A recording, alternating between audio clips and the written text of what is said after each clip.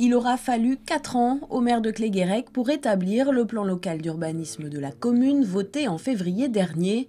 Ce plan, c'est le document déterminant le visage futur de la commune d'un point de vue démographique et urbanistique. Dans cette commune de 3000 habitants qui compte 71 exploitations agricoles, de nombreux commerces et services, le maire a su établir les priorités de ce développement.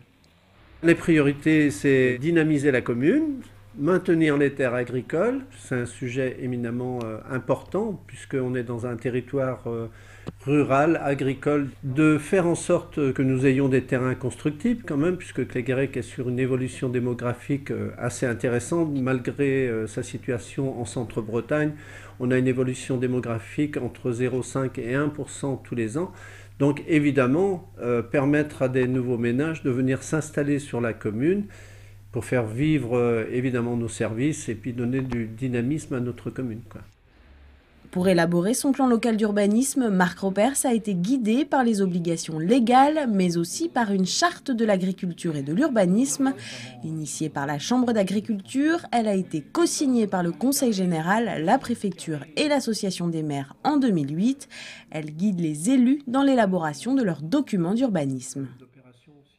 C'est une charte qui est là pour faire en sorte que l'activité agricole soit préservée, donc c'est plutôt des objectifs qui vont dans le bon sens. Donc effectivement, on a travaillé avec cette charte agriculture et urbanisme quand on a élaboré le PLU de Cléguérec. Donc c'est un outil qui nous a servi tout au long de la procédure de PLU. Cette charte, cumulée à l'évolution des textes législatifs, a permis une avancée de la question de la préservation des terres agricoles. Dans le Morbihan, il y a 15 ans, on était sur 1700 hectares consommés par an de terres agricoles. En mettant en place la charte, la loi SRU et toutes les règles d'urbanisme qui ont fait en sorte qu'on consomme le moins possible d'espace agricole, on arrive à entre 400 et 500.